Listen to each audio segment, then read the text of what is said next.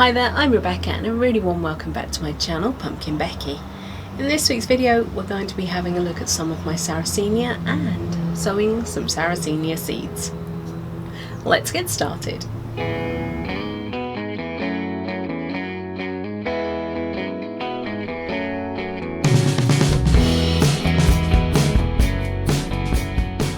So let's just take a moment to enjoy the otherworldly gloriousness that is the flower of a Sarracenia. They are incredible.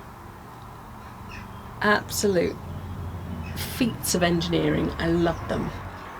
This particular one is Sarracenia flava, variety Rugelii Copper Tinged, Milton, Florida. I bought this from Triffid Nurseries a few years ago.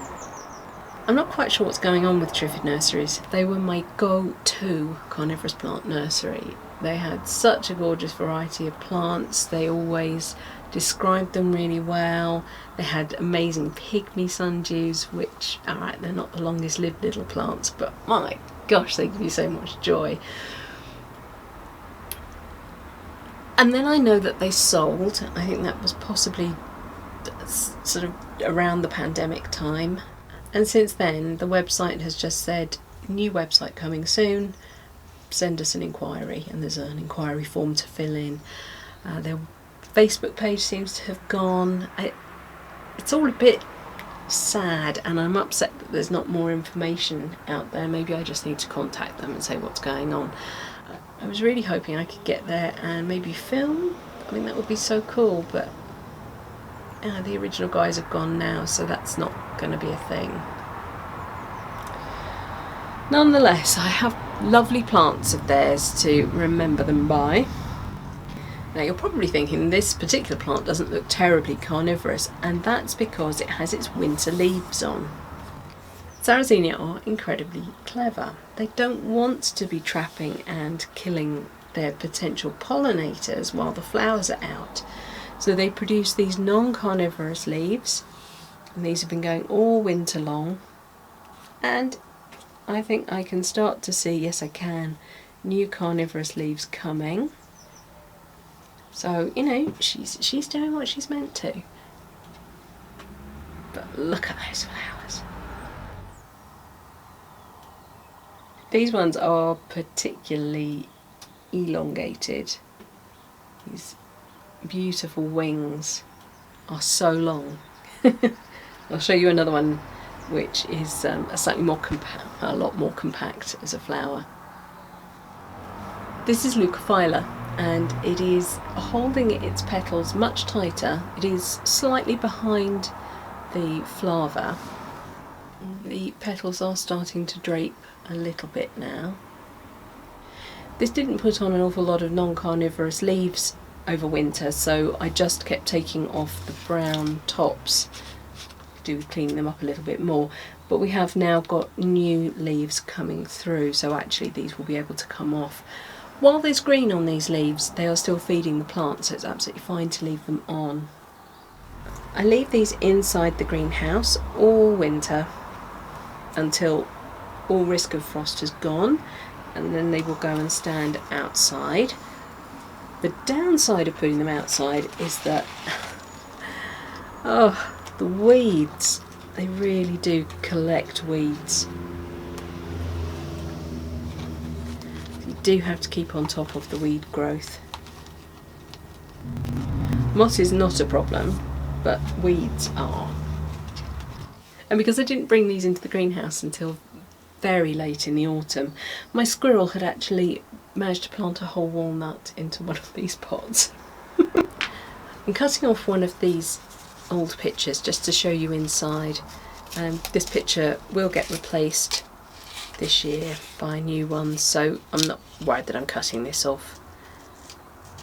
Just look at all the flies that caught. Incredible. It's caught huge flies. It's caught some wasps. And goodness knows what else. They are incredibly effective. In fact, this is probably the least filled one I've seen for ages.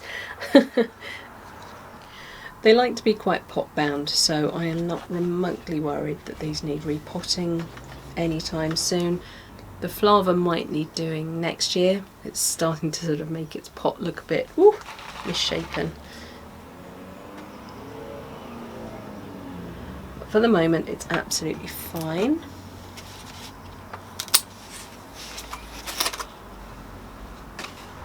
So I do this sort of maintenance all through the winter. Come in, check on them, make sure that they haven't gone without water for too long, but don't give them too much water during the winter. And just keep checking on them, really. The size of that. These were magnificent last year, and all signs look good for another great year. They can suffer from green fly, so keep your eyes open for odd curling of leaves.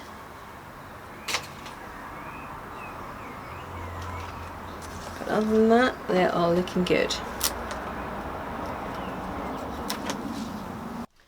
Now last year I did actually collect some seed. This is not bad. This is actually copper tinged. I'm not certain they're viable, but we'll have a look at them anyway. And I got so many leucophylla seeds. Amazing. Again, I don't know if they're viable. We're going to give them a go. They've been in the fridge over winter to keep them in stasis, and then hopefully that will make them really want to grow now. The quick change of plan, because I can't see that many seeds in the flava packet, I will do a big tray for the leucophylla and a little pot for the flava. So many names. What I've got here is a packet of compost from Triffid Nurseries. This has got peat in it. I bought it for an experiment on Venus flytraps, which I will update on. Promise. It's not good news. That's the last thing I have with peat in it in the garden. Okay. I'm going to use my screw-on rose and damp the soil surface down.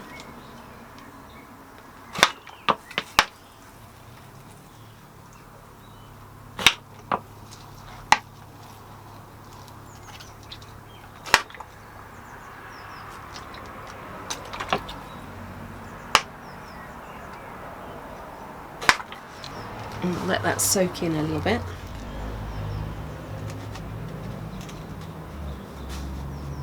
So this pot will be the copper tinged. Now, because I wasn't sure about these seeds and their viability, I left a lot of the seed head on.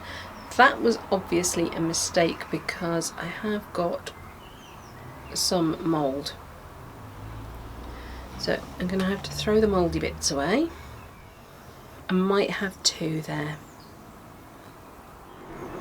They are minute. I think I've got 1, 2, 3.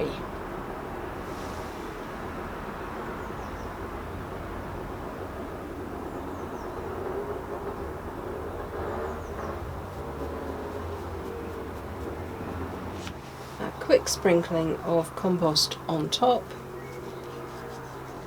and then a little water, just to make sure everything is settled into the soil. And now we come to my more hopeful leucophylla. Now, the parent plant I have probably had from somewhere between 8 to 10 years. I know we bought it on our way to a family gathering at the Chessington Garden Centre.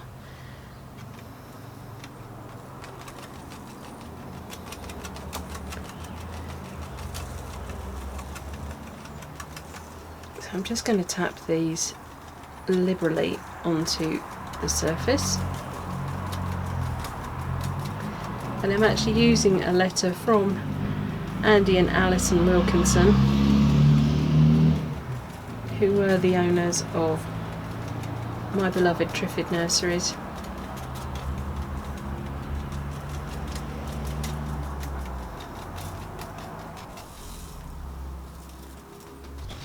And again, just a quick light covering of carnivorous plant compost.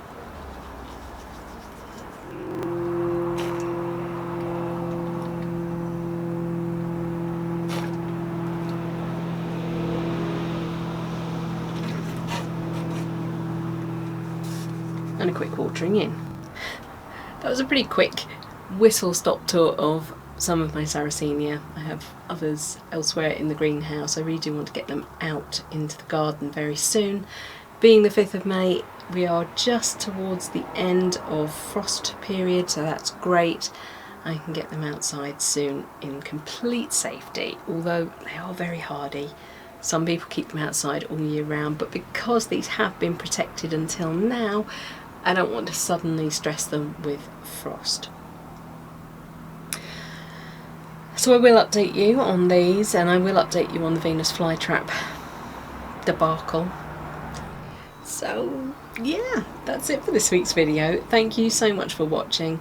Please remember to like, share and subscribe to me here on YouTube. And until next time, bye.